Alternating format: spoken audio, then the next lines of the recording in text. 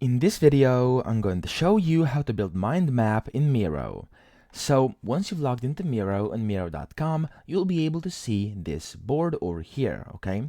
And now, if you then want to add a mind map inside this board, what you want to do is press over here where this More Apps button appears, and it's called, it's basically a plus button, okay? You want to click it, and up here where it says Find Apps, you want to look for Mind Map, okay? And you'll see that under Apps, a mind map will appear.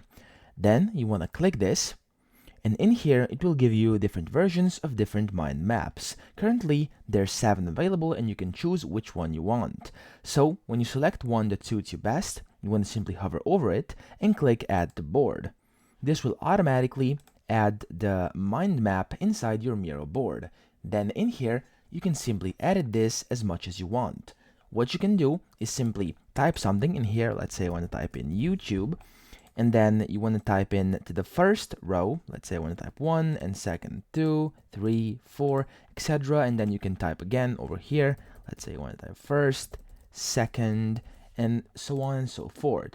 Now, as you can see, you can also click this minus button, and it will kind of shorten this line, okay? It will kind of pull everything to the left, and you'll have to extend it if you want to see what it says, okay? If you want to add another line to the right, you can simply press this plus icon, and it will add another one. You can also, as you can see, customly align these by dragging lines from those kind of dots around the text boxes, okay? So you can drag it to here, and you can drag this one to there as much as you want to, and you can customize it as much as you like. You can also change colors, as you can see. You can change types, however you like it. It basically gives you full customization options to play with. So that's pretty much it. That's how to build a mind map inside Miro. I hope this video helped you out, and if it did, please subscribe to the channel and help me out as well.